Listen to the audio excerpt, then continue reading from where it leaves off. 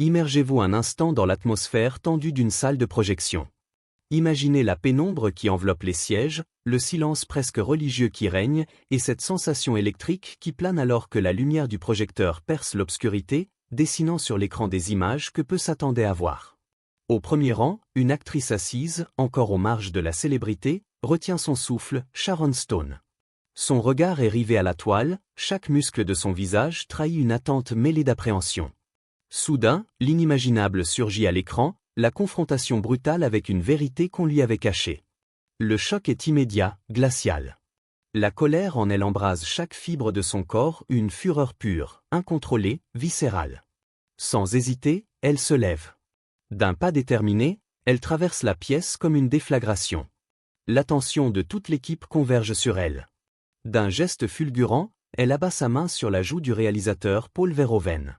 Le bruit sec du contact retentit dans cette atmosphère feutrée, laissant derrière lui un malaise palpable, un silence de plomb. Sharon Stone s'éclipse, claque la porte sur son passage, abandonnant un espace figé par l'incrédulité et la stupeur. Cette scène, qui pourrait sembler tout droit sortie d'un polar hollywoodien ou d'un thriller noir haletant, n'est pas le fruit de l'imagination d'un scénariste. C'est un épisode réel, un condensé de tension et de drame, devenu le point de départ d'une des polémiques les plus éclatantes de l'histoire du cinéma américain.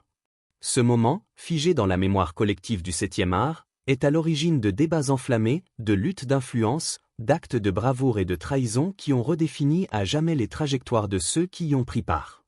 Dans ce documentaire, nous allons plonger ensemble dans les arcanes de Basic Instinct, non pas seulement comme spectateurs d'un thriller sulfureux, mais comme témoins éclairés des zones d'ombre insoupçonnées qui entourent la fabrication de ce film événement. Nous allons décortiquer le mythe, mettre à nu l'instant décisif où art et réalité se sont heurtés, et explorer les ramifications bien réelles de ce coup d'éclat. Il s'agira de comprendre comment une scène, une réaction, ont pu cristalliser des enjeux aussi cruciaux que le consentement, la manipulation, et les sacrifices exigés par la gloire. Préparez-vous à un voyage immersif derrière le rideau. Nous irons au cœur des batailles créatives, des confrontations de pouvoir, des dossiers secrets et des confidences fracassantes. Nous explorerons ce qui, dans ce scandale, révèle l'essence même des dynamiques de l'industrie hollywoodienne et en dit long sur notre époque. Alors, attachez vos ceintures, posez vos questions et partagez vos propres réflexions dans les commentaires, car ce récit, aussi saisissant et controversé que le film dont il est tiré, vous invite à débattre et à interroger la frontière ténue où s'arrête l'art et où commence l'éthique. Genèse d'un film choc quand Hollywood s'embrase. Remontons quelques années en arrière, loin des lumières des projecteurs et de la notoriété planétaire, à l'époque, Basic Instinct n'était encore qu'une idée brûlante dans l'esprit d'un scénariste audacieux, Joe Estera.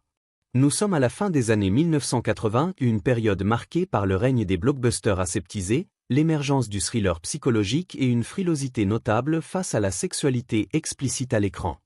Dans ce paysage, Estera, déjà réputé pour son écriture percutante et sans concession, imagine un scénario qui va dynamiter les conventions.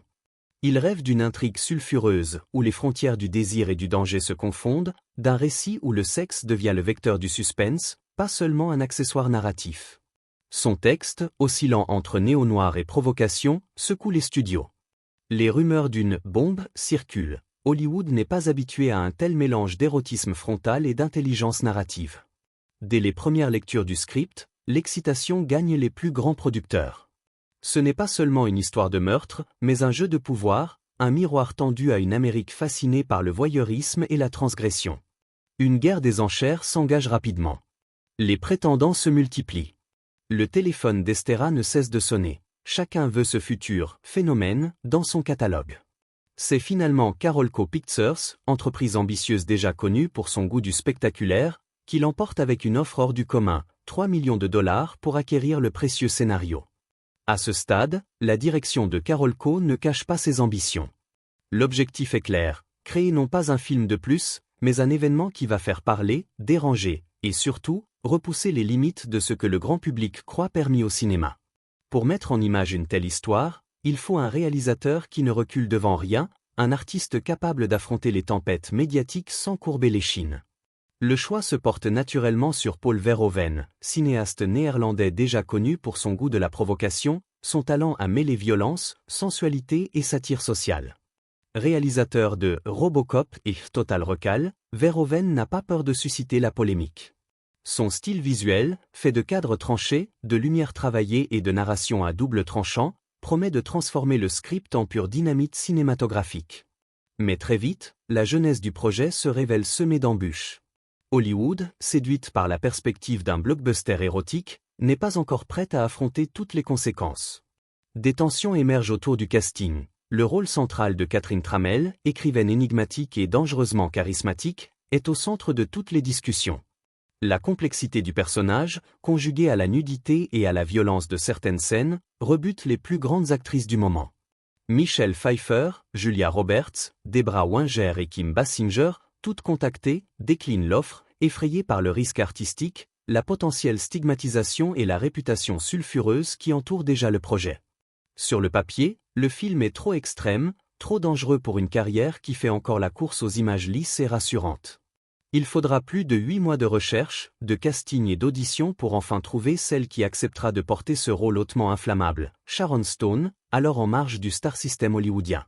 Petite étoile montante encore ignorée du grand public, Stone saura convaincre par son audace, son intensité, et ce mélange rare de vulnérabilité et de force qui fascine Verhoeven. Sa prestation lors de l'audition audace, intelligence du personnage et capacité à jouer avec le mystère, bouleverse les attentes. Même Michael Douglas, qui incarne le détective Nick Curran, hésite à s'engager dans une aventure aussi risquée. « J'ai besoin d'une partenaire qui partage les risques », confie-t-il. Le film promet une tempête médiatique et artistique, un chamboulement des codes moraux et narratifs. C'est donc un projet porté par des figures prêtes à tout, animé d'une volonté de briser les tabous et d'inventer un nouveau territoire cinématographique. Le script, dès le commencement, le terrain de toutes les tensions. Verhoeven propose d'ajouter des séquences, notamment une scène de sexe lesbien pour accentuer la provocation et le suspense. Estera, inquiet des dérives, s'oppose, voyant dans cette modification un aspect trop voyeuriste, une exploitation du corps des actrices. La confrontation entre le réalisateur, le scénariste et le producteur avance sur un fil tendu, chaque décision suscite la controverse. Pour gérer les divergences, Gary Goldman est appelé en renfort, chargé de réécrire et d'équilibrer l'œuvre, tout en préservant sa force initiale. Les versions se succèdent, les débats s'intensifient. Verhoeven rejette certaines moutures, jugeant le ton trop mélodramatique ou trop dilué. Au final, la version qui sera tournée conserve l'esprit subversif d'Estera, tout en infusant une dynamique visuelle et narrative indéniable. Sur le plateau, la tension créative est palpable. Le casting principal où Michael Douglas, Sharon Stone, George Dzunza, Jeanne Tripplehorn, Wayne Knight, s'investit corps et âme dans des rôles complexes, nourris d'ambiguïté et de zones grises. Douglas, en particulier, se dévoue, pour une scène de poursuite exigeante sur les pentes abruptes de San Francisco, il n'hésite pas à tourner plusieurs nuits d'affilée, motivé par une quête d'authenticité quasi obsessionnelle. Le choix des décors amplifie la sensation de mystère et de danger. La résidence fictive de Catherine Tramell, en bord de mer, devient un personnage à part entière, symbole de séduction et de pouvoir. Si l'histoire place la maison à Stinson Beach, le tournage s'effectue en réalité dans un manoir spectaculaire près de Carmel by the Sea, à plus de 120 miles de la ville. Architecture raffinée, jardins luxuriants, atmosphère élégante et inquiétante. Tout concourt à faire de l'univers visuel du film une métaphore des thèmes centraux, où chaque détail compte. Verhoeven, fidèle à sa réputation, n'hésite pas à engendrer la discussion, à provoquer l'émotion brute. Plans audacieux, jeux d'ombre et de lumière, caméra intrusive, chaque choix de mise en scène vise à troubler, à séduire, à bousculer le spectateur. Cette recherche permanente de l'effet, ce refus de l'aseptisation hollywoodienne, forge l'identité unique de Basic Instinct. Un film né d'un combat, porté par une vision et des talents prêts à prendre tous les risques. Mais cet entêtement créatif, cette volonté de tout mettre en jeu, vont s'accompagner de tensions, de ruptures, et de controverses qui iront bien au-delà du simple making-of. Car chaque étape de la production porte déjà en germe le scandale à venir. Et ce n'est que le commencement. Héritage, question et l'éternelle résonance de Basic Instinct. En refermant le chapitre de Basic Instinct, il est naturel de s'interroger. Qu'est-ce qui fait qu'un film, au-delà de ses qualités artistiques ou de son succès commercial, marque à ce point les esprits? Pourquoi, 30 ans après sa sortie, continue-t-il d'alimenter les controverses, d'inspirer autant d'admiration que de débats violents? L'histoire de Basic Instinct n'est pas seulement celle d'un long-métrage sulfureux, mais le récit d'une révolution culturelle, d'un ébranlement des codes, du dévoilement des coulisses parfois sombres du cinéma hollywoodien. Au-delà du tumulte médiatique et des polémiques qui ont suivi, le film interroge profondément la question des limites de l'art. Jusqu'où peut-on aller pour bouleverser son public? À partir de quel point la recherche de l'authenticité, de la provocation ou du réalisme bascule-t-elle dans l'exploitation? Peut-on concilier la création dérangeante avec le respect des personnes qui la rendent possible? Ces interrogations demeurent d'une brûlante actualité, inspirant de nouveaux protocoles, un débat permanent sur la nature du consentement et la manière dont l'industrie doit accompagner ses artistes.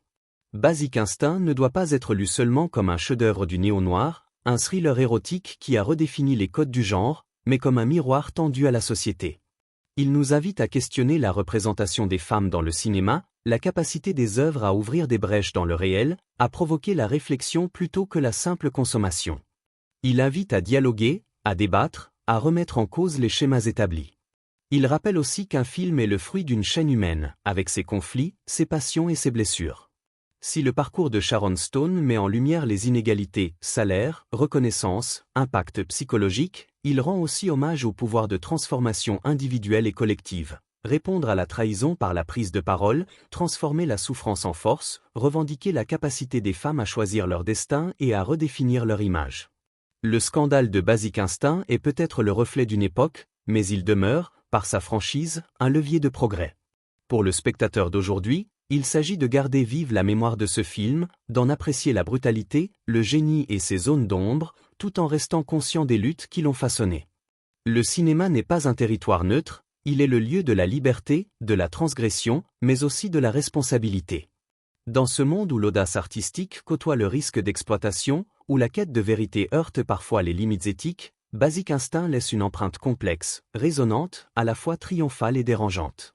Il appartient à chacun, à présent, de poursuivre le débat, où placer la frontière entre la création et l'intégrité?